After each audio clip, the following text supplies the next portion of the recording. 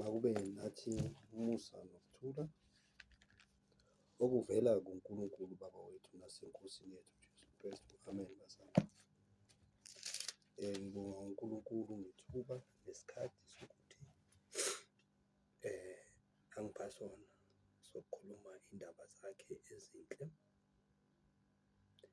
Elithi iBhayibheli esilifundayo, uma umuntu ekhuluma makakhulume njengokwamazwi kaNkulunkulu. Uma umuntu ekhonza makakhonze ngamandla awanikwa uNkulunkulu, ukuze uNkulunkulu adunyiswe ngeNkosi yethu Jesu Kristu. Amen. Bazalwane, ngibonga uNkulunkulu-ke ngabalalele, ngiphinde futhi ngibonga uNkulunkulu ngempilo, ngikhulekele bonke abangekho kahle. uNkulunkulu ngomoya wakhe oyingcwele bazalwane anisize. Amen. Ngaphandle nje kokumosha isikhathi, sizoya encwadini uGenesis chapter 2.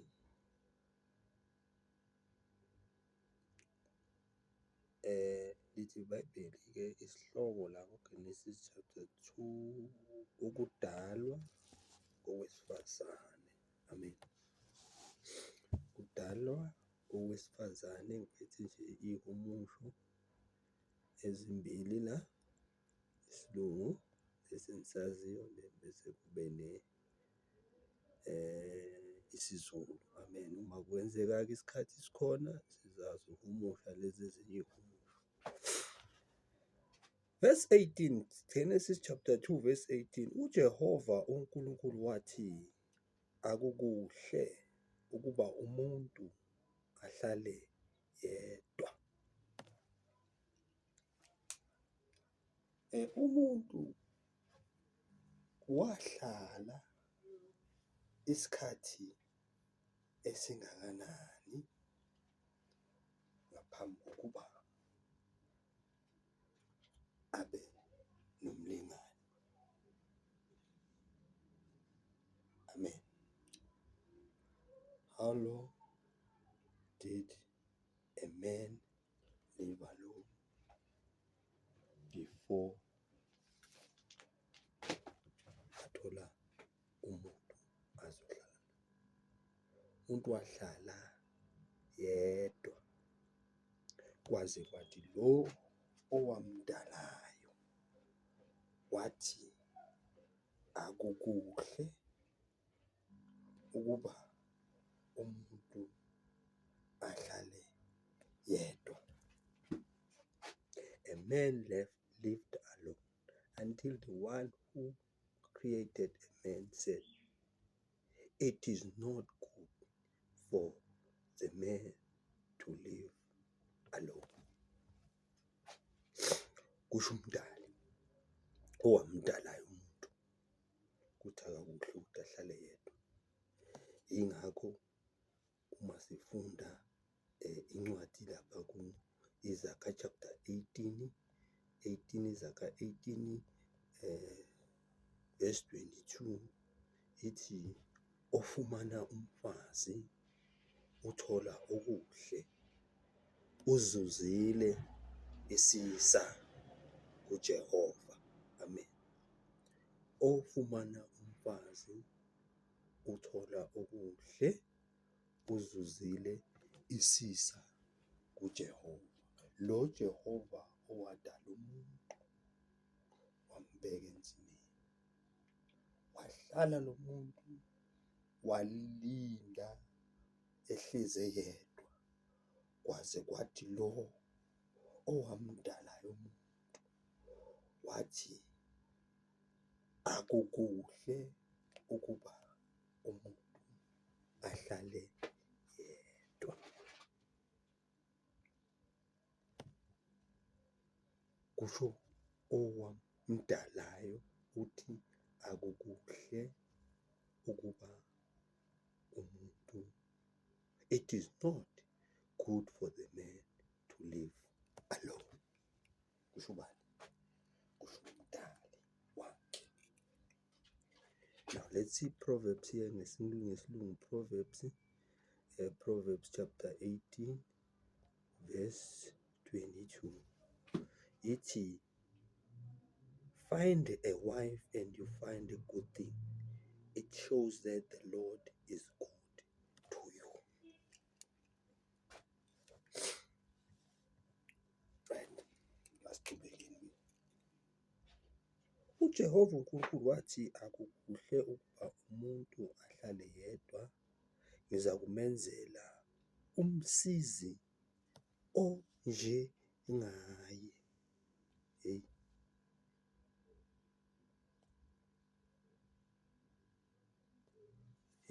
Hey. Then the Lord God said, it is not good for the man to live alone. I will make him a suitable companion to help him. Kusho lo owamdalayo amele ukuthi uzamenzela umsizi onjengaye.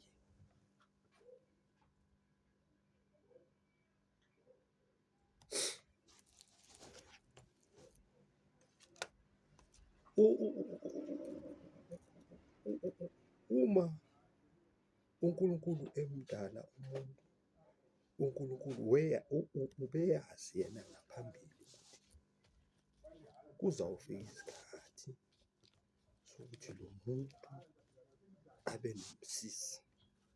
Athi uSolomoni, kungcono ababili ngoba bayafudumezana. Kungcono ababili ngoba umuntu umeyedwa uma ewa akekho omvusayo. Amen. Kodwa uma nomngane wami. Now, uJehova uNkulunkulu wathi akukuhle ukuba umuntu ahlale yedwa, ngiza kumenzela umsizi onjengaye. Verse 22. uJehova uNkulunkulu wakha owesifazane ngobambo abeluthathile kumuntu wamisa kumuntu. Kodwa-ke ukuqala ithi-ke la ku-21, uJehova uNkulunkulu wamehlisela umuntu ubuthongo obunzima, walala, wayesethatha olunye lwezimbambo zakhe wavala indawo ngenyama. Amen, bazalwane. Yingakho uma umuntu ehanjelwe othandiweyo wakhe okanye umsizi wakhe, kuba buhlungu, singamduduza sikhulume kungakhulumeki, kodwa yena emele simnxusele ukuthi avale leya ndawo uJehova uNkulunkulu. Amen.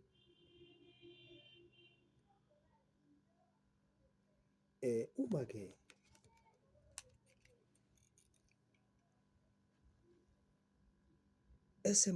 esemnikiwe lo muntu uJehova uNkulunkulu wakha owesifazane ngobambo ebeluthathile kumuntu wamisa kumuntu. Wayesethi umuntu lo useyithambo lamathambo ami nenyama yenyama yami. Uyakubizwa ngokuthi indodakazi ngokuba uthathwe endodeni. Isivumelane lesi sabantu ababili esenziwa uNkulunkulu. Umshado lo kaNkulunkulu, ukuhlanganiswa kwabantu. Akungasi umshado ukuthi kuthiwa ilili, kodwa uNkulunkulu ngoba umuntu uma enikwa lo muntu, usethi umuntu lo useyithambo lamathambo ami nenyama yenyama yami. Uyakubizwa ngokuthi indodakazi ngokuba uthathwe endodeni. Amen.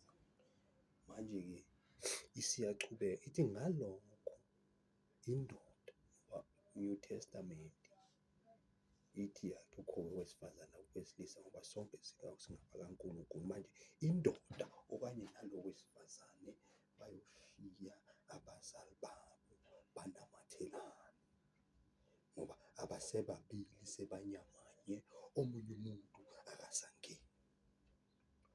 Uma laba babili sebesho ukuthi hayi khona mina ngiyamthanda, njengokusho ubaba Babsonti athi lo athi I love, nalo athi I love love, sebebabili abasatshelwa ngoba uNkulunkulu ithi iBhayibheli lokho uNkulunkulu akuhlanganisile umuntu makangakwehlukanisi.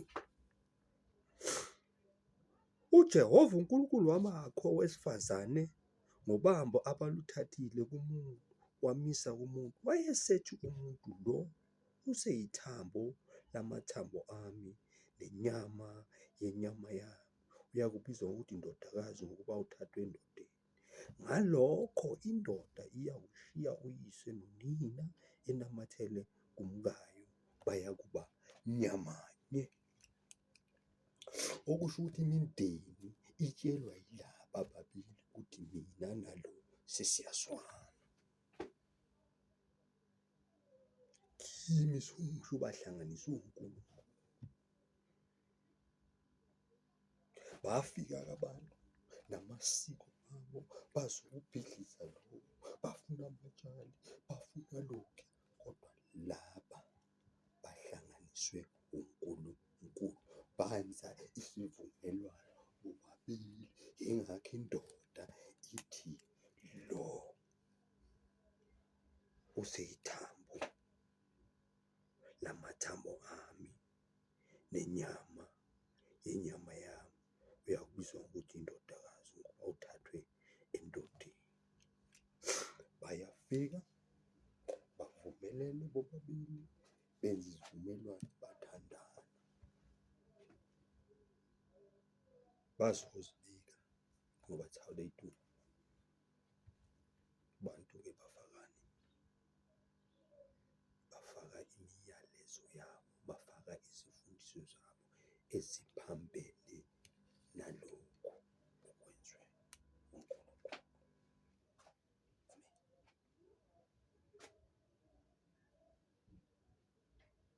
Athi ngicela ngifunde ngesiLungu so that izongena ebantwini ukuthi abantu ababili bavumelene bebabili ukuthi no I love, nalo athi I love.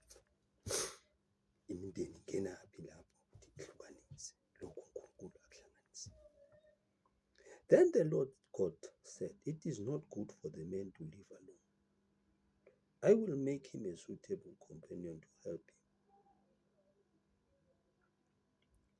So he took some soil of 21, sorry. Then the Lord God made the man fall into a deep sleep. And while he was sleeping, he took out one of the man's ribs and closed up the flesh. He formed a woman out of the rib and brought her to him. Now here's the covenant.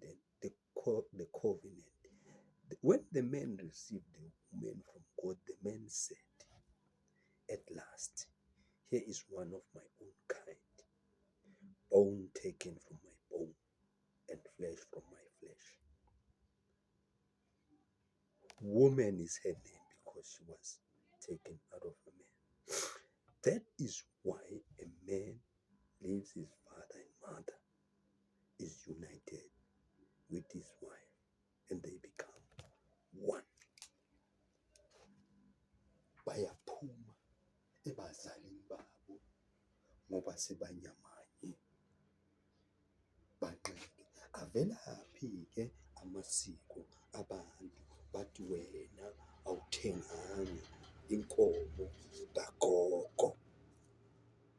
Angazi ugogo angabe bangayena ugogo wayebangamthengelanga inkomo la ayegane khona, azoyifuna ebantwaneni abahlanganiswe uNkulunkulu, ngoba kusho ngamanye amagama bachitha umthetho okanye umyalelo okanye isivumelwano sikaNkulunkulu esithi a man leaves his father and mother and is united with his wife and they become one. Uma mzalwane uzoveza ukuthi wena nina anenzanga 1, 2, 3, nithi ngamane uphele lo mshado. Kusho nina nithi ungamane uphele lo mshado engakayitholi ingubo yabo. Umuntu ejelasi unomona ngalabantwana abahleli kahle abakho uNkulunkulu. Amen. Indoda ngalokho indoda iyakushiya uyise nonina, ngalokho umfazi indoda iyakushiya nonina ungasiyikana ihlamathele kumyeni wayo. Labo ababili abasebabili banyamanye.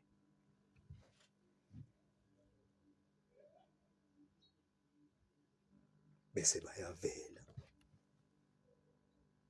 uthi uJesu la emhlabeni niyoba lusizi, kodwa nina ningadangali ngoba mina nginqobile izwi.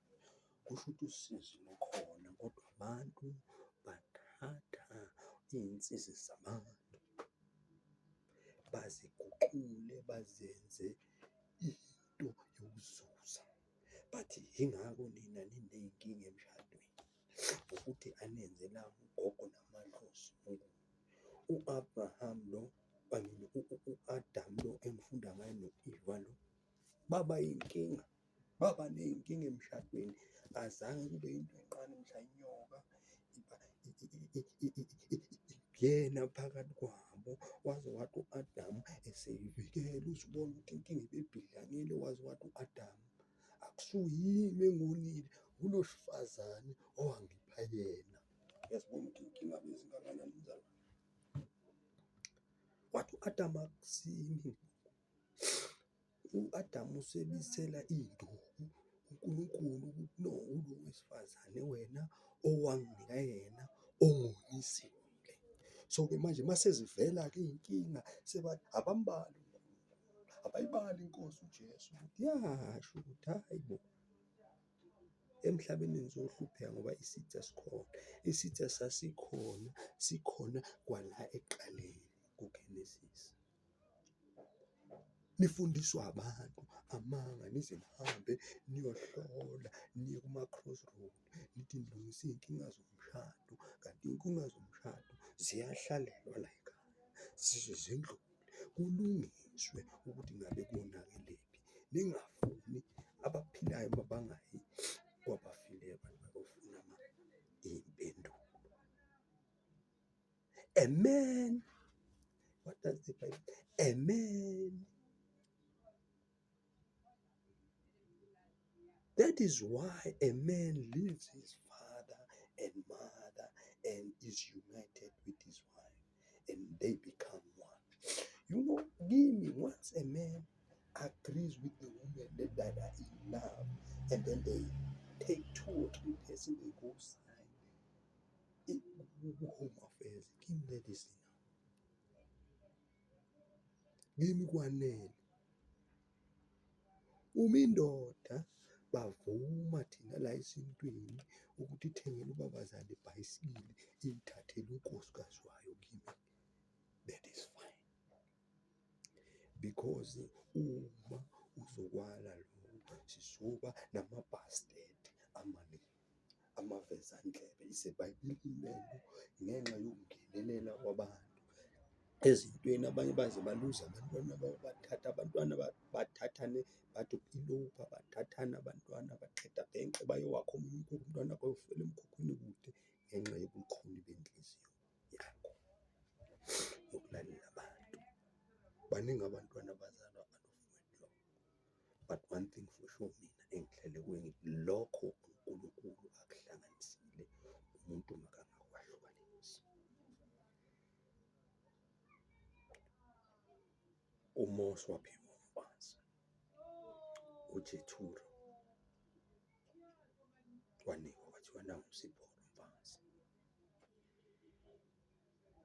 U-Abraham wathathelwa umfazi angamazi. Yabuya incweko eyayithunywe u-Isaka, yabuya incweko eyayithunywe u-Isaka yathi na umkakho babakathe ngiyokuthathela yena. Wamthatha, ithi iBhayibheli waduduzeka ngoba wayekhumbula unina kakhulu. uJakobe wasebenzela amakhosikazi 14 years. uSawule walobola ngamajwabu wamaFilisti. Ungubani wena oqeda umfazi umuzwe umuntu? Namasonto ayakwenza. Amen. uJehova uNkulunkulu wathi akukuhle umuntu ahlale yedwa, kusho owamdala umuntu wambeka ehlane. Sekusho yena ukuthi akukuhle ukuthi ahlale yedwa. Hey, mfelokazi, both side, male and female, eshona lumba, akulinde uJehova, akulinde uNkulunkulu. Uma usayifuna indoda uyithandazele, uthi God, I want a man. Nawe ndoda ukhuleka uthi God, I want a woman. Ushilo wena wathi akukuhle ukuthi umuntu ahlale yedwa. Me, as for me, I'm fine. As for me, I'm just fine. Uthi uPastor Paulo, umfelokazi nomuntu ofana njengami, uhlalela ukukhuleka nokunxusa ubusuku bonke, ukuzindla kwakho kuseNkosini ngazo zonke iy'nkathi. Amen. Kodwa uma suney'nkanuko usafuna umfazi, ngoba uJesu uzakufundisa ukupheka, akufundisa uku-ayina, akufundisa ukuwasha, akufundisa ukuklina. Lezi zinto ubude angeke uzenze, uJesu uzokwenza uzenze, ngoba uyinkosi yakho konke. Konke kwavela ngaye, kukhona ngaye, futhi kubuyela kuye. Amen.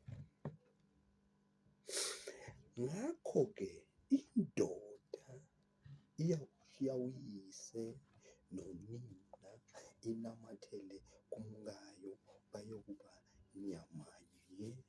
Lokho-ke uNkulunkulu akuhlanganisile, umuntu makangakuyihlukanisi. Amen.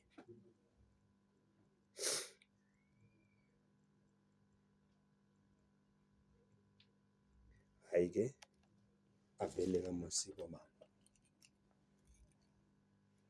Athi uma wavela amasiko abantu, hhayi, bazalwane, kukhona abantu abakwenze konke, bayishaya inkomo bayidablisha, baze bashada ngamahhashi nangamadonki nangama-helicopter, but baney'nkinga emshadweni. Do not be fooled. Bakhohliswa abantu. Uzoba nazo iy'nkinga zomshado noma ukwenze kwaphelela.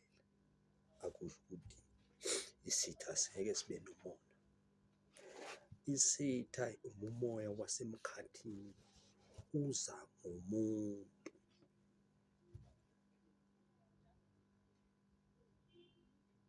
Afike umuntu athi nithi yini lento, usibari. Usibari sakuphi loso? Thina simazi. Athi usibari, thina ufunde ngeSiswati, asimazi thina usibari. Amen. IsiSwati sithi-ke la, uNkulunkulu simakade wathi akukuhle ukuthi umuntu ahlale yedwana, ngitamentela umsiti lolungele yena. 18:22. uNkulunkulu simakade wambumba lo msikazi ngelubambo labe lukhiphe kulo mdzuna, wase umisa endzozeni. Indoda yathi lona-ke soyilithambo lemathambo ami nenyama yenyama yami, uyawubitwa ngokuthi indodakazi ngoba uthethwe endzozeni. Ngakho-ke indoda iyawushiya uyise nonina, inamathele kumfati wayo.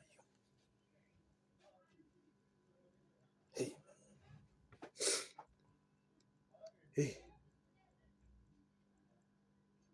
iyokushiya uyise nonina inamathele kumfati wayo, nomfati uyonamathela engcodzeni yayo. Zifunani lezi ezinye izinto? Yingakho labantu bamasiko sebathi ningaloki nithi owesithathu akangeni, sebalimisa le gama ukuthi owesithathu akangeni phakathi kwababili, because liyababamba vele ngoba le khadi labantu bathandana, bashelana, bayengana, azange bacela imvume. Namhlanje bona bayachitha, bathi awukwenza ukuthi nokuthi. Amen. 1 Corinthians chapter 7 verse 10. 1 Corinthians chapter 7 verse 10. 1 Corinthians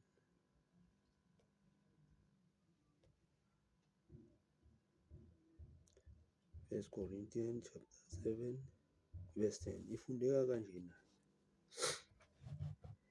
Uthi uPaulo, kepha abaganeneyo ngiyabayala, kungemina kodwa inkosi, ukuthi umfazi kangahlukani nendoda yakhe.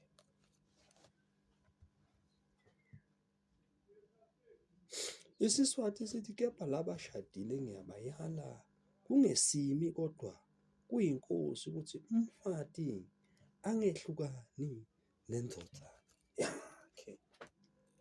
Amen.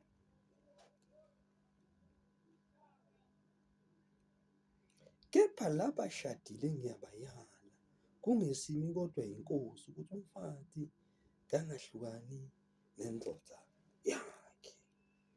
Amen.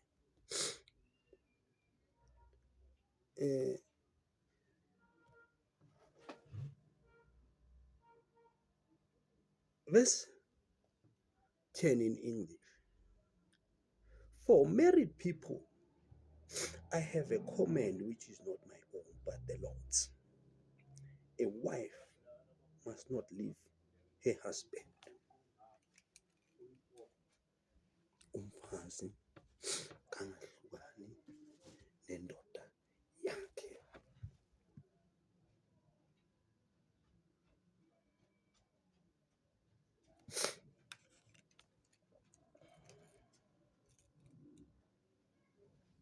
Eleven. Kepha uma eke wahlukana naye, kahlale engaganile. One, umfazi angahlukani nendoda yakhe. Kepha uma ake ahlukana nayo, kahlale engaganile. That's the command from the Lord. It's not ibuya kuNkulunkulu. 11. But if she does, she must remain single.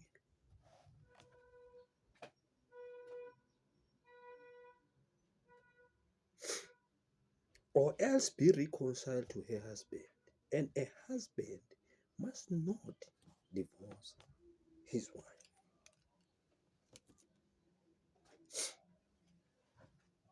Amen. Umfazi kangahlukani nendoda, or umfazi kangahlukani nendoda, uma ke wahlukana naye, kahlale engaganile. Amen. Kumbe abuyisane nendoda yakhe. Amen. Nendoda ingamlahli umkayo. So la enkosini ke makizwa eqineni kwemithetho, imithetho yenkosi ayiqindezeli ukubulili, sonke siyafana. Nendoda ayithi ngenza kanje ngoba naku unkosikazi ungishiyile kube iwindo lokuphinga. Asiphingi, we remain with the Lord. For married people, I have a command which is not my own, but the Lord's. A wife must not leave her husband, but if she does, she must remain single, or else be reconciled to her husband, and the husband must not divorce his wife.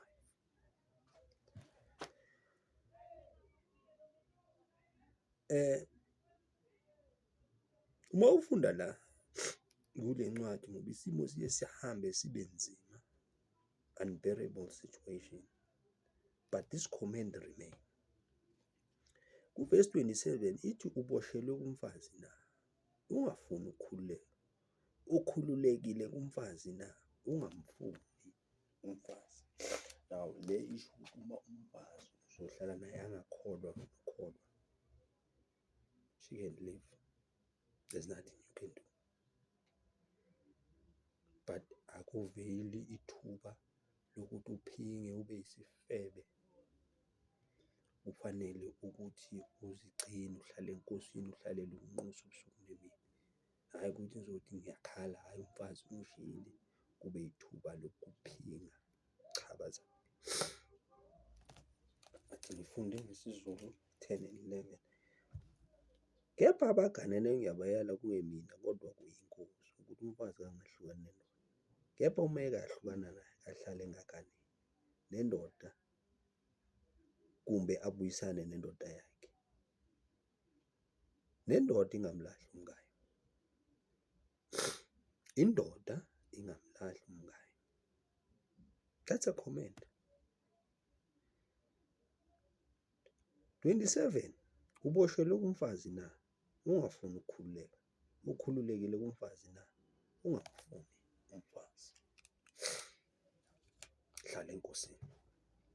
Umuntu kahlale kuNkulunkulu, kulokubizwa abizwe ekuko. Finish and clear.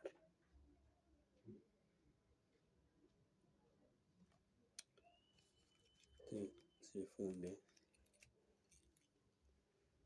izwakale, kufanele izwakale ingene.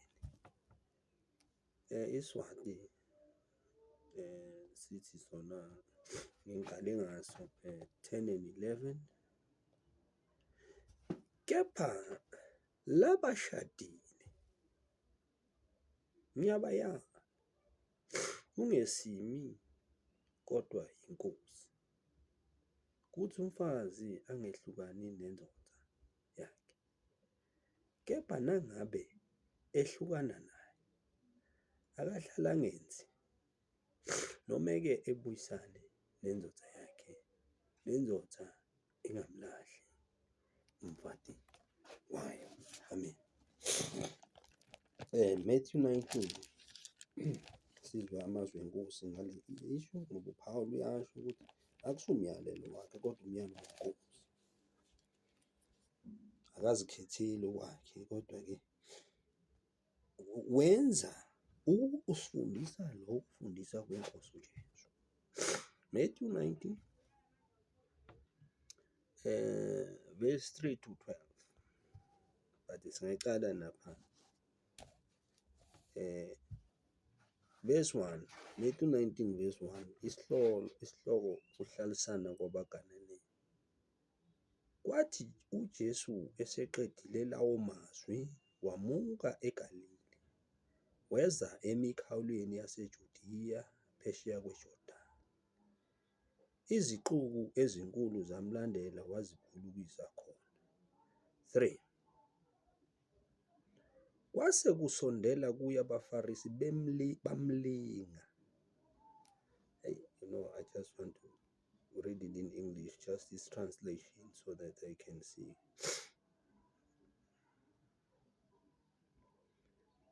Some Pharisees came to him and tried to trap him by asking, does our law allow a man to divorce his wife for whatever reason he wishes? Now, be that part coming from the Pharisees because they are Israelites. They know the law from birth until they die. So imagine an Israelite asking another Israelite, which by birth is a Jew, which is Lord, does our law allow a man to divorce his wife or for whatever reason he wishes? Ngimfunde ngesithi angikhulekelele ukuthi ngifuna ukuhlala elimini lake lakwethu. Kwase kusondela kuye abaFarisi bamlinga bathi, kuvunyelwe yini ukuba indoda ilahle umkayo noma ngaliphi icala na? 4. Waphendula wathi kubo, anifundanga yini ukuthi owadala ekuqaleni wabenza owesilisa nowesifazana? That's Genesis 2, the way we started. Genesis 2, 18, 21 to 22 years. Waphendula wathi, anifundanga yini ukuthi owadala ekuqaleni wabenza owesilisa nowesifazana? Wathi, ngenxa yalokho umuntu uyakushiya uyise nonina anemthele kumkakhe, laba ababili baya kuba nyamanye na. Ngakho abase babili. Now let me read for you this thing. Some people misquote it, but let's help each other here. Verse 6. So, verse 6. So they are no longer two, but one. Ngakho abase babili kodwa banyamanye. Ngakho ke lokho akuhlanganisileyo uNkulunkulu umuntu akangakahlukanisi. So they are no longer two but one. No human being must separate them. What God has joined together. Bayafika emva komshado bayitshele ukuthi sebenze konke. Abantu abaqhalekisiwe bazalwane bandisa isono phezu kwesono. Sibaveza ukuthi nokuthi anikwenza.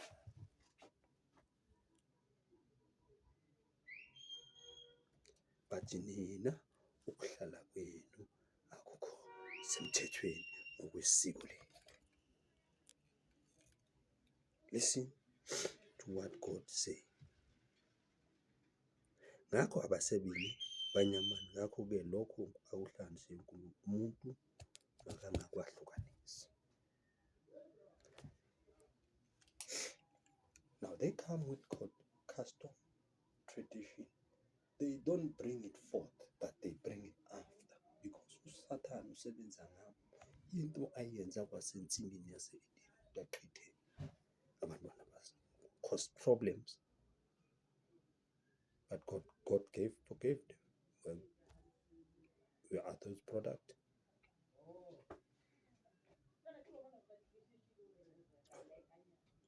Lokho uNkulunkulu akuhlanganisile akangohlukanisi. Uqalekisiwe umuntu owenqa umnyalo kaNkulunkulu, noma ngabe uyakholwa noma ngabe awukholwa, izohamba lento, izobamba ngoba uzoba nabo abantwana. Imagine so abantwana babane-problem wena owayikhosa komunye wey'hlobo zakho. Kwaze kwahlukana. Because isintu esikhulunywa abantu bathi ikhama, abanye bathi what goes around comes around. But Jesus says kuMatthew 7, leso silinganiso olinganisela omunye ngaso siyakulinganisela.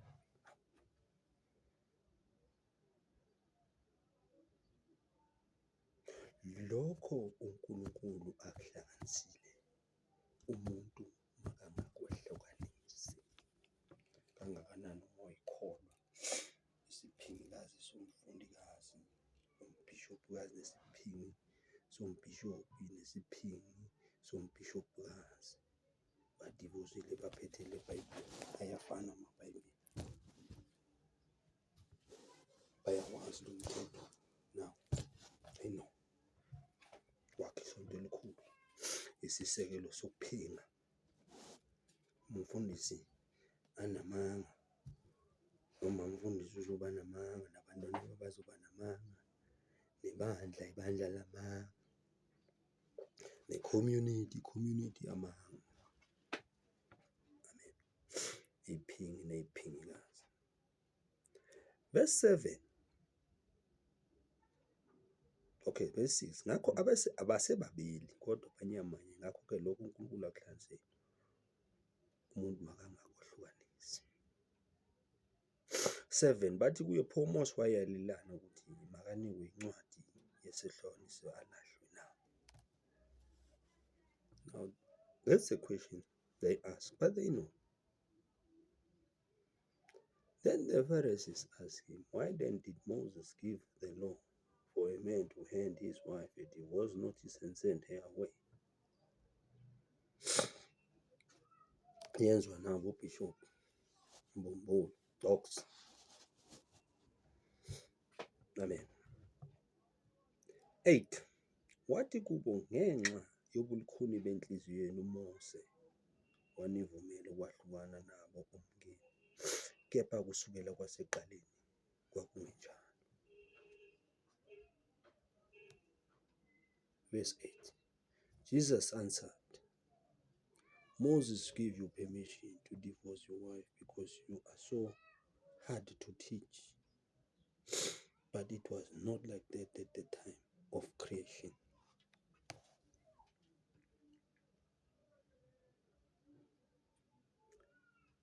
Nine. And I tell you then, that any man who divorces his wife for any cause other than her unfaithfulness commits adultery. If he marries some other woman,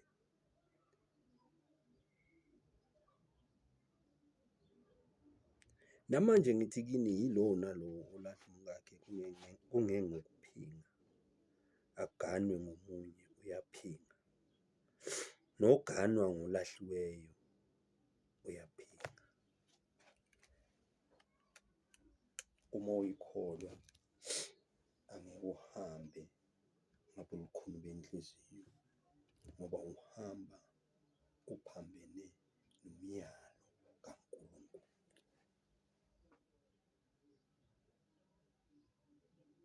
Namanje ngithi kini yilo naloyo olahla umkakhe kungengokuphinga, aganwe ngomunye uyaphinga,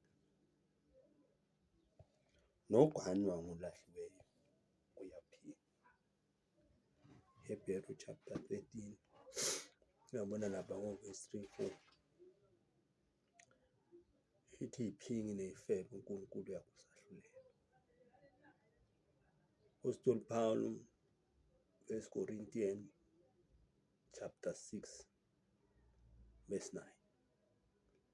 Tikanazi yini ukuthi abangalungile abayikudla ifa elingumbuso kaNkulunkulu, ukuthi ningadungiswa naziphingi nazifebe azingena embusweni kaNkulunkulu.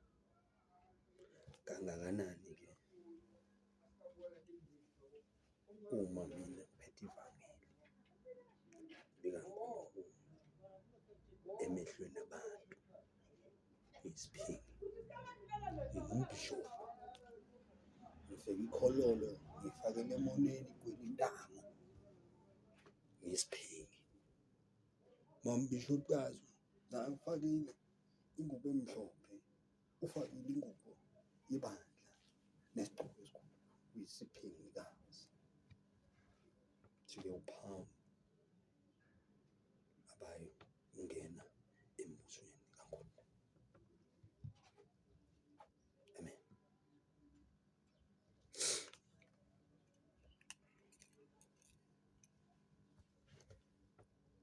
Namanje ngithi kini yilo nalo olahla umkakhe kungengokuphinga, aganwe ngomunye uyaphinga, noganwa ngolahliweyo uyaphinga. 10. Abafundi bathi kuye, uma injalo indaba yomuntu nomkakhe, akakuhle ukuganwa. Now, labo bekubantu ebebesondelene naye inkosi uJesu, kodwa labahlaba lelizwe bathi akukuhle ukuganwa. Now, let me read here ukuthi ithini le isilungu sami. His disciples said to him, if this is how it is between a man and his wife, it is better not to marry.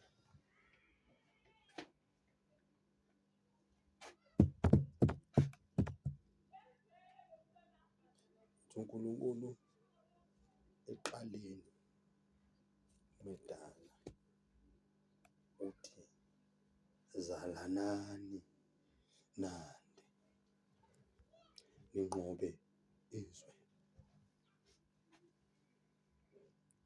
Inkulumo enjani le ethi kusho ukuthi akukuhle ukuganwa.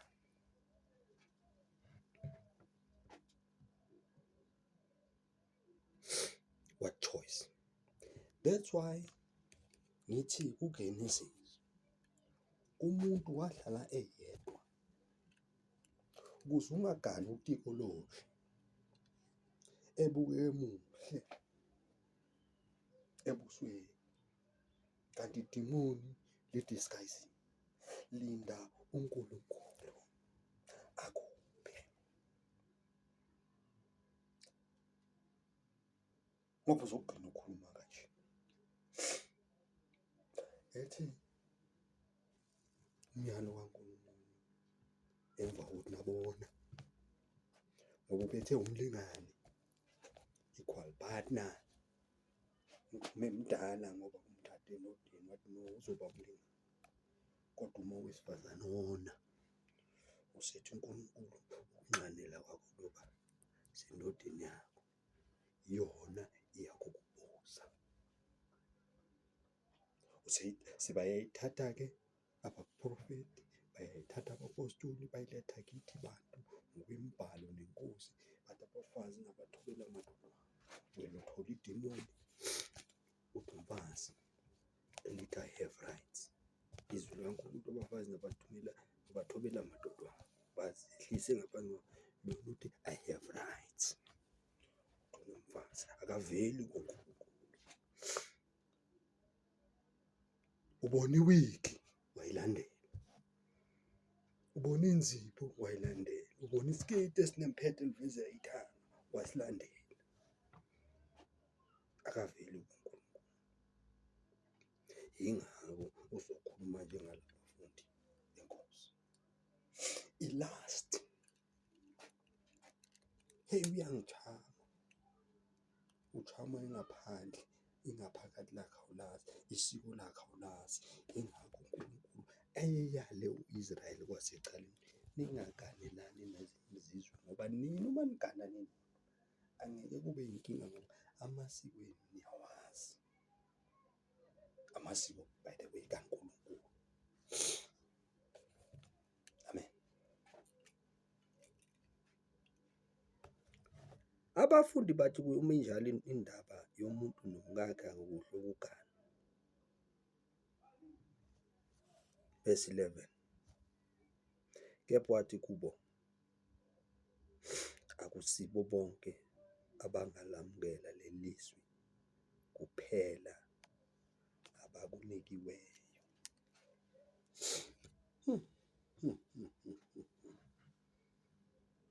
Let's read in English, maybe it's easier.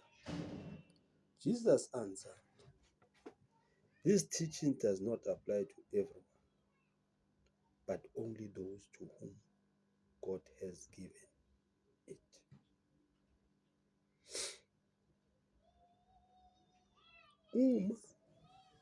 Noma ngabe yini uyingabaza, noma ngabe yini uyingabaza, excel kuleyo nto oyingabazayo. Ngoba izwi likaNkulunkulu we-receive, siyalamukela njengoba linjalo, ngoba esikhathini esiningi siphuma ebonini. Uma-ke siphuma ebonini, ithi iBhayibheli uNkulunkulu akasenzeli umusa ukuba sihlale siqhubeke sone, kodwa usenzela umusa ukuthi asikhiphe ebonini simkhonze ekulungeni. Nawu sifuna ukulunga, ukwamukela konke uNkulunkulu asiyala. Uma kwenzeka kulukhuni, siyakukhulekela ukuthi Nkosi sisize ukuze leli lizwi silamukele. Ngeke uthi uyakholwa uphethe iBhayibheli uyaphila. Bakuvulela abantu kudala, le Bhayibheli lakho liphethe liphikisana nenkambo yakho, bese uyalo ilahle okanye ukhiphela amapheji, ngoba umuntu uzokhomba elakhe iBhayibheli uthi kuJesu akusibo bonke abangalamukela leli zwi. This teaching does not apply to everyone, but only to those to whom God has given it. Remember ukuthi ngifunde ngisuku, ukhumbule ukuthi ukukholwa kuphuma enhlizweni yomuntu. Uma usesenombango enhlizweni yakho, ngeke ulamukele leli zwi. Abafundi bathi kuye, verse 10, abafundi bathi kuye, uma injalo indaba yomuntu omngaka kuhle ukugala, kepha wathi kubasibo bonke abangalamukela leli zwi. Now you see the difference from here. Jesus uthi akusibo bonke abangalamukela leli zwi, kodwa yilaba abaliphiweyo. Amen. Now this translation, because kepha wathi kubo asibo bonke abangalamukela leli zwi, kodwa yilaba abakuphiweyo. Now let's see King James. King James 19:11. But he said to them, all cannot accept this saying, but only those to whom it has been given.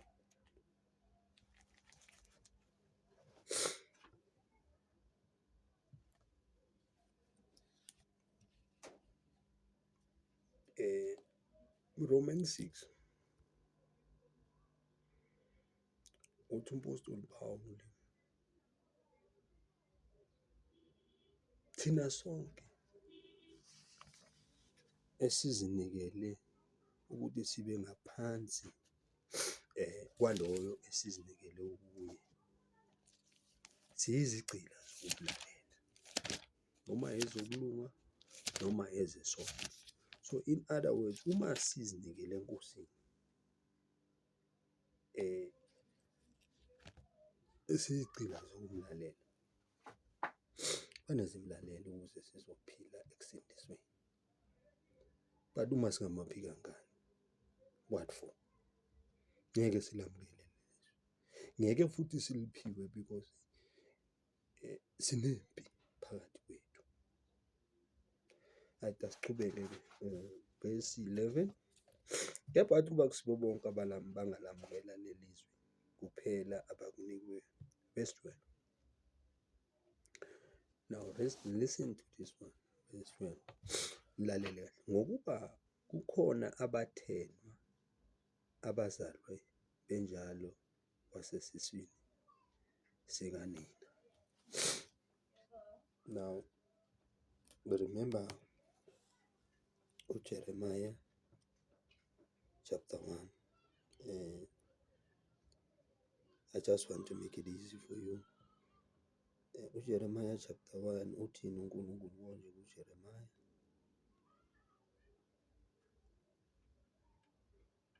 Uthi uJeremiah kwafika imizwi likaJehova lithi, ngingakakubumbi esiswini ngakwazi,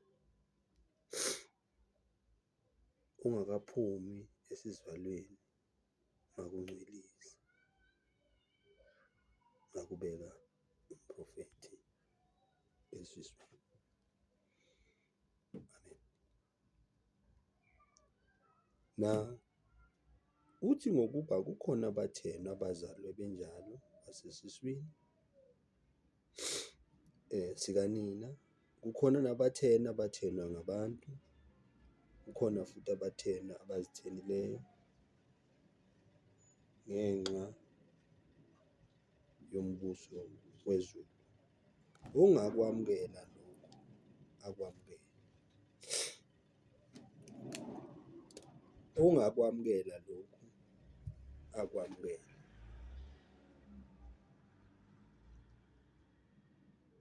Now,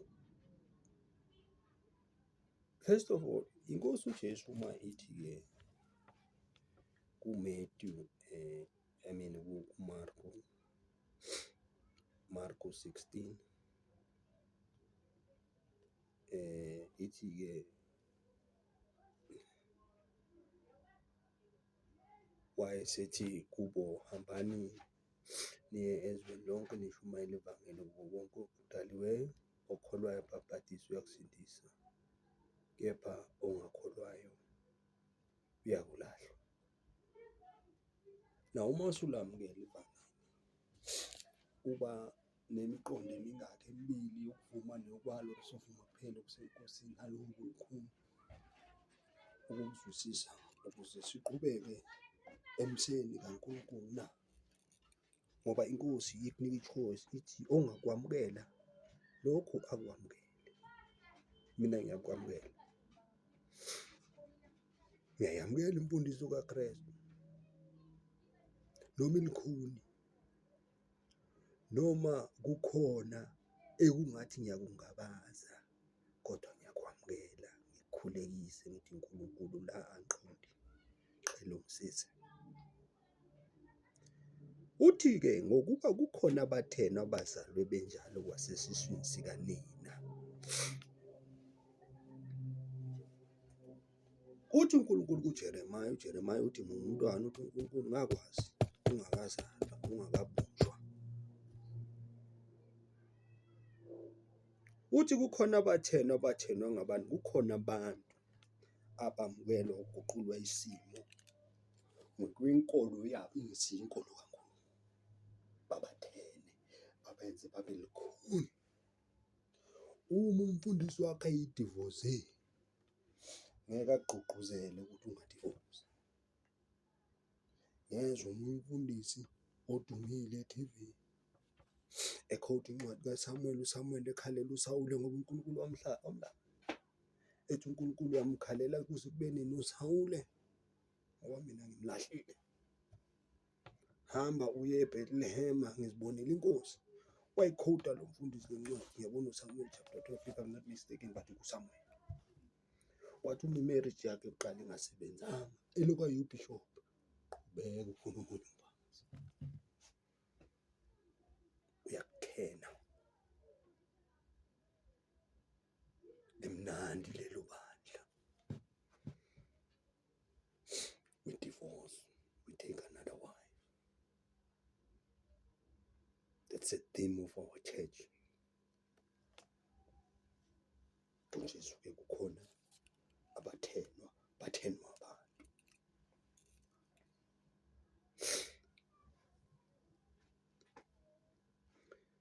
Kukhona futhi abathenwa abazithenileyo ngenxa yombuso wezulu. Kukhona abathi nabasindiswa. Izenzo chapter 2 verse 38.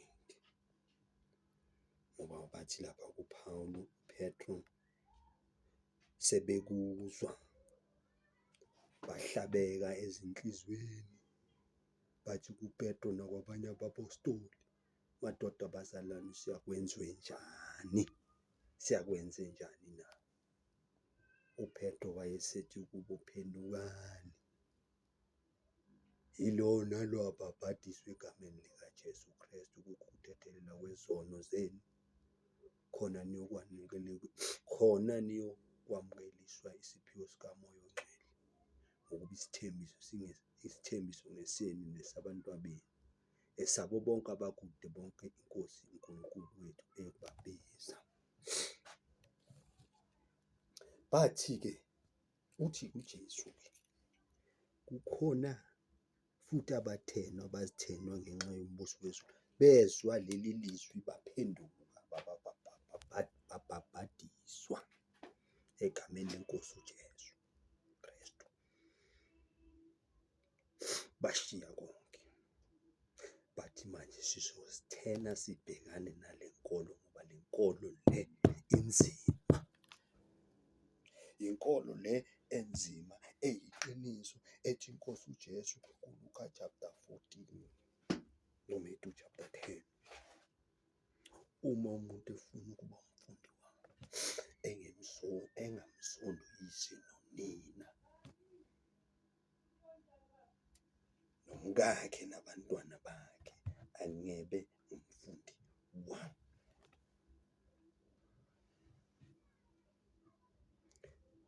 Uzithele kuyo le nkolo, ngoba kuye lo Luka 18 uPetru uyambuza uJesu, njengoba lisho iBhayibheli kwasekuqaleni kuGenesis 2 itofumana umfana elithi uNkulunkulu wathi akudla umuntu adlala yona, uzamenza umsizi nembali wamenzela. Uthi uPetru, kuyakwenzekani kithi thina eshiye abazali bethu nomkethu nabantwabethu na? Uthi uJesu ephendula uthi, nina eningilandele ngokuphinda ukuzala ukuthenwa, niyakwamukelisa kuleli zwe nakwizwe elizayo okuphinde kabili kunalokho. Inkolo yethu leyo siyikholwayo futhi sihlala kuyo. Kukhona-ke abathenwa abazithenile ngenxa yombuso wezulu. Ongakwamukela lokho akwamukele. Uhlabekephi wena mzalwane? Unako uLuka, uma ngenza i-mistake, uLuka uJohane ebhabhadisa iziquku zambuza, Luka chapter 3 ku-verse 10, inceda nawe uNkulunkulu oyingcwele. iLuka chapter 3 verse, iziquku zambuza zathi, pho sizakwenzani? Waphendula wathi kubo, onezingubo ezimbili akamuphi ongenayo. Kodwa le phambili ithi uJohane wabhabhadisa, ebatshela ukuthi mabaphenduke. Don't just raise your hand uzwile and accept Jesus. No. Uyaphenduka uma ngabe bewunenkani, uyaphenduka ulalele. Lithi iBhayibheli awudivosi. Umkadivosi adlala i-1. Uma uke wathatha umfazi udivosile naye wagana, lizothola umvuso walowo, ngoba uthi uEmeleki uma ethathe uSara, ngoba u-Abraham wathi no, udadewethu besaba, kodwa lithe anaye lafika izwi likaNkulunkulu ephupheni, wathi uyafana ukufa ngoba uthathe umfazi wendoda. Ngamanye amagama, uyabona uma usuthatha umfazi womunye umuntu wokudivosile, noma indoda ithatha umfazi womunye umuntu, umfazi athathe noma, zikhona izinto ezenzakalayo, especially uma ukholwa ngey'nqolele nje, kodwa sishoyo encwadini ngoba isikhathi sisangivumela sisachubeka. Zikhona izinto ezenzakalayo ezimbi. Omunye uyalahlekelwa umsebenzi, omunye uyalahlekelwa imfuyo, ngoba isivumelano sakhe sokuqala usiphulile. Kungenzeka le khehla elikuphe lefa leli likuphe ngenxa yalo mfazi, wena usombiza ngesithothobala, wathatha isishingi esizithoba la emehlweni akho, seyaqala imfuyo iyaphela, kuyafa ney'nkukhu azisabekeli amaqanda, akusakwenzeki next. So lokhu kufika lo mfazi ngoba leli iBhayibheli noFaro naye ethathe uSara, nakhona lapho u-Abraham uphethe udadewabo. uNkulunkulu walishaya iGibhithe, bangazala, kwakungenzeka next. Kodwa amakhosi wangaleso sikhathi behlakaniphile, bekhona ukuqaphela, the word discern, they were able to discern ukuthi so lokhu kufike lo muntu i-production iyehla. So waya ku-Abraham wamtshela wathi ngibangela usizi ngokuthi manje uNkulunkulu uselishayile, kodwa ku-Abraham wamkhulekela. Sizoyifunda ngelinye ilanga uma nilokhu ningilandela egameni leNkosi uJesu. Now sisachubeka-ke ngendaba uthi-ke la, let me read verse 12 in English so that ninga-understanda kahle ukuthi ngisebenzisa iBhayibhili leli lesefonini because it's faster. I don't prefer iBhayibhili uma nihleli nibazalwane nihlangene. I don't prefer efonini because ifoni inomkhuba wayo. Ungena amakholo uyibone uyibhekile ukuthi noma ubhale do not disturb, but you can see ukuthi it's ringing. So I prefer that abazalwane bahleli bebodwana babe namaBhayibhili and ulazi iBhayibhili lakho. Amen. Let's go to the very same Matthew we were chapter 19 verse 12, because bengiceda ngesizulu. It here, for there are different reasons why men cannot marry. Some because they are born that way. You know, nayi English ingezela enye into la. There are many different reasons why men cannot marry. It because kusho iNkosi uJesu, because some, because they were born that way. Now kunalento engayizwa nje ikhulunywa esizulwini, kuthiwa i-love and marriage. I was listening, I'm like sometimes to listen things that no, some people marry for different reasons. Some I won't use words that are not in the Bible, but obviously sabalalana, women who sleep with other women. But now because of certain pressures, maybe amafa, uthi wena ngicela ukukhetha bakumalinga ube ngathi ushade nami ukuze ngizothola ifa, nawe ngizokuhleplela, and then uzaba i-acting husband, because abalamukeli lezwi elikhulunywa iNkosi uJesu ukuthi for there are different reasons why men cannot marry. Some because they were born that way.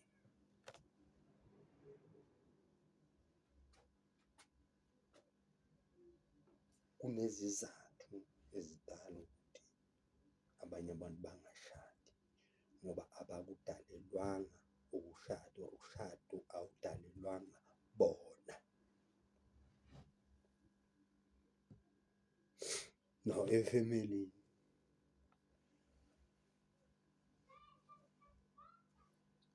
ngokungakholwa,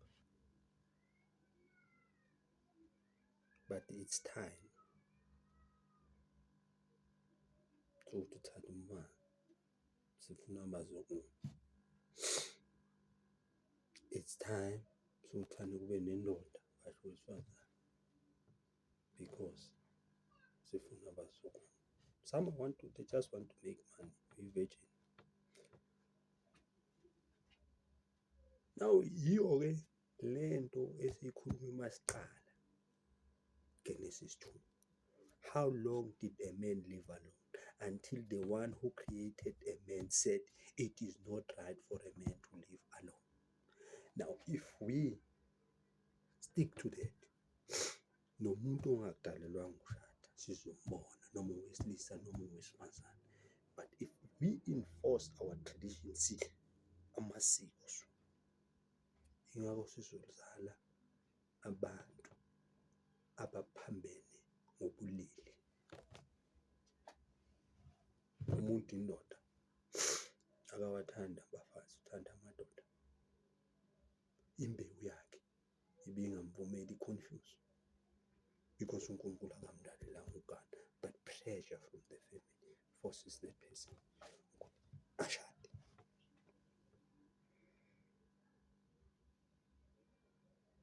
Why don't simele uNkulunkulu njengoba lisho iBhayibheli lithi ekuqaleni owadala wathi makube khona ukuthi kwaba khona.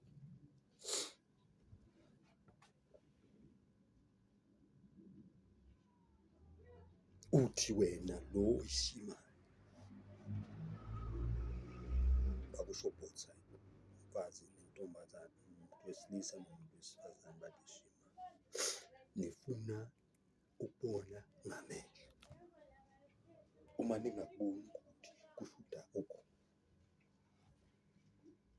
Now inkolo yethu ithi ukukholwa kungukuqiniseka ngezinto ezithenjwayo, ukukholwa kweqiniso ngezinto ezingabonwayo, ngoba asihambi ukubona, sihamba ngokukholwa. Ithi kodwa-ke ngaphandle kokukholwa kwenzeka ukuthi imthokozise uNkulunkulu, ngoba ozayo uNkulunkulu kumele ukukholwe ukuthi uNkulunkulu khona, nokuthi uNkulunkulu umvusi walabo abamthandayo, ngoba konke kusebenzelana kube kukuhle kulabo abakholwayo abamthandayo uNkulunkulu.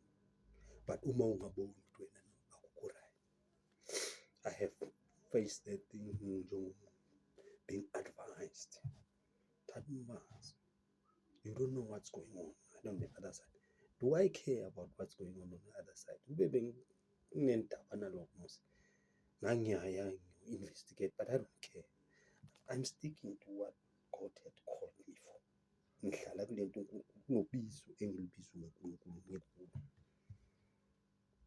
Amen. And now let's read. For there are different reasons why men cannot marry. Some because they were born that way. Others because men made them that way. Kukhona ama-unit abathenwa ngabantu bebagadisa abesifazane. Ivela kahle lapha ku-Esther. Males, because it's easy if indoda ingeke ipenetrate umuntu wesifazane because the ability to perform ngaleyo ndlela akasenayo. That's what happened. That is why the Bible said because they were born that way, others because men made them that way. And others do not marry for the sake of the kingdom of heaven. Most the time lokhu kwenzeka emva kokuba umfelokazi ahlelele nendoda emva kwesikhathi besifa bese yadaya uzohlala noNkulunkulu. Nondoda enye mase ikhulile nje ihleli noNkulunkulu iyakwenza lokho. Amen. Now, because men made them that way and others do not marry for the sake of kingdom of heaven. Now, here the last word, they said, let him who can accept this teaching do so. Now, sifundiswela ukuthi siyamukele izwi lenkosi. Uthi umpostoli Paul uGalatia chapter 6, kepha 6:6, yena ofundiswa izwi makahlanganyele nalo amfundisayo kuzo zonke izinto ezinhle. Uma-ke ekwamukela lesifundiswa asifundiswayo makasamukele. Ungasamukeli makangasamukeli. Kufana nokuthi uma kuthiwa ubhadala esikolweni kodwa ubhadalela ukuphikisa ukufunda kwakho yize. Naw ithi inkosi-ke olamukelayo lelizwi, let him who accept this teaching do so. If you don't accept this teaching, then you're going to school is empty. You're listening, whatever is empty, it does not help you. Amen. Now let's go to the last book, Malachi chapter 2. Malachi, Old Testament, the last book, Old Testament, Malachi chapter 2, just before Matthew. Then we wrap up things, and then we have a nice day after we wrapped up. Then you study this at home. Malachi chapter 2. I think ngiqale ukuthi ngifuna ukufunda nje straight entweni yami engiqale ngayo ukuze nje ngingalahleki. Uthi-ke uNkulunkulu kuMalaki chapter 2 verse, ngokuba ngiyazonda ukwahlukana. Let's read in English. He owadala kwasekuqaleni wabenza laba babili babanyamanye. Ngakho-ke lokhu uNkulunkulu akuhlanganisile umuntu makahlukane. Now asifunda kuMalaki la chapter 2. Uthi I hate, kusho uNkulunkulu, I hate divorce, says the Lord God of Israel. Ngokuba ngiyazonda ukwahlukana, usho uJehova uNkulunkulu ka-Israyeli. Nozisibekelayo ngobudlova njengesambatho, usho uJehova, sebantu ngaloqaphelani umoya wenu ukuba ningakhohlisi. I hate divorce, says the Lord God of Israel. I hate it when one of you does such a cruel thing to his wife. Make sure that you do not break your promise to be faithful to your wife. Now remember, uma bakhuluma nenkosi uJesu, bathi kungani uMose ewavuma ukuthi alotshelwe incwadi akhishwe endlini. Now remember, if ukhipha umuntu endlini, umkhipha ngokudlova. You understand what I'm saying? That is why in English it says, I hate divorce, says the Lord God of Israel. I hate it when one of you does such a cruel thing to his wife. Make sure that you do not break your promise to be faithful to your wife.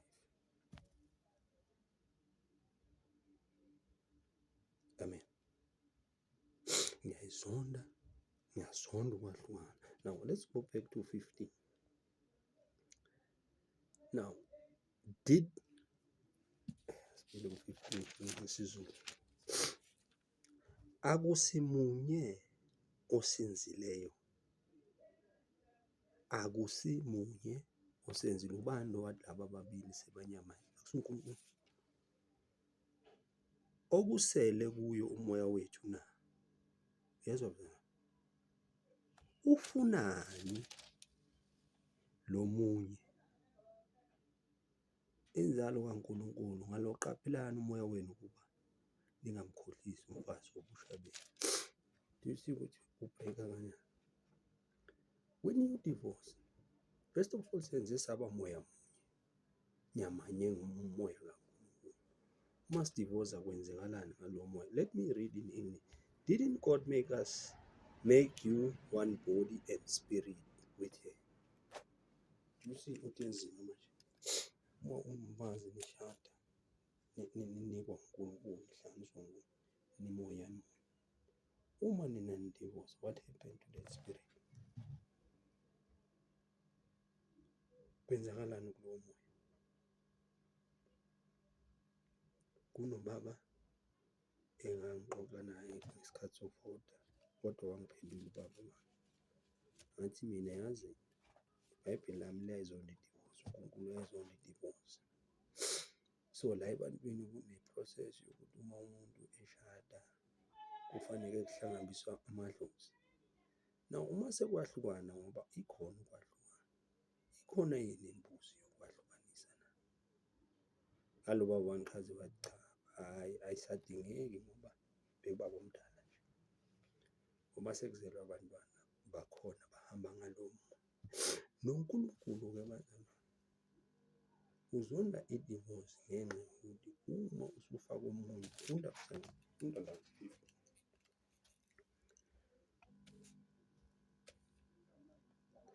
Akusimunye osenzileyo, okusele kuyo umoya wethu na? Ufunani lo munye? Didn't God make you one body and spirit with him? What was his purpose in this? It was that you should have children who are truly God's people. So make sure that none of you break his promise. Now, ngifunde ngeSwati because I think mhlambe umunye angayizwa kancane. 15. Phethe nayi flu. Simakatse akabenti baba munye yini enyameni nasemoyeni bakhe? Bamunyeleni, why they are one? Ngobe ebefuna abantwana labesaba uNkulunkulu, labasaba uNkulunkulu, abantwana abadalwe lo uNkulunkulu abahlanzile. Because njalo uma ngabe niyahlukana uba nabantwana nabanye ngaphandle, kuzoba angeke kube khona ukuthula, kuzoba nokulwa. Yingakho uNkulunkulu athi awuthathe umfazi asaphila lo. Simakade akabenti baba munye yini enyameni nasemoyeni bakhe? Bamunyeleni ngoba ebefuna abantwana labesaba uNkulunkulu. Ngakho tilinze wena emoyeni wakho, wethembeke kumfati wobusha bakho, noma ngabe khona eduzane kwakho noma akekho. Simakathe uNkulunkulu wema-Israyeli uthi ngiyakudonsa kwehlukana kwalabashadile, kanti futhi ngiyayenyanya indvodza levimbanisa ngebidlova njengesambatho, kusho Simakade. Ngakho ticaphele wena emoyeni wakho, ungabi ulongathembeki.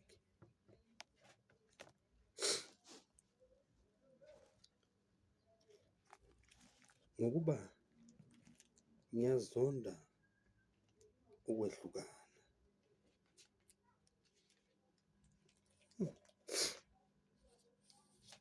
Kusho uJehova Simakade.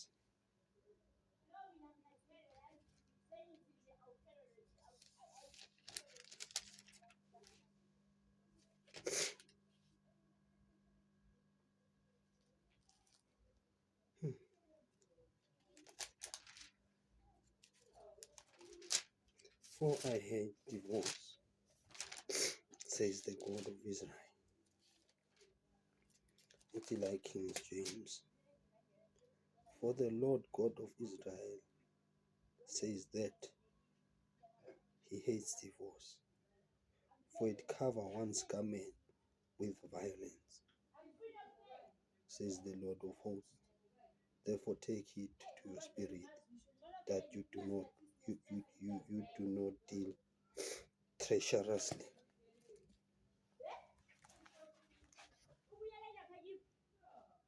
Egameni lenkosi uJesu Kristu, bazalwane, ngiyakholwa ukuthi nizwile, nifunde emakhaya. Inkosi yomsu uJesu Kristu ibe nani nonke. Amen.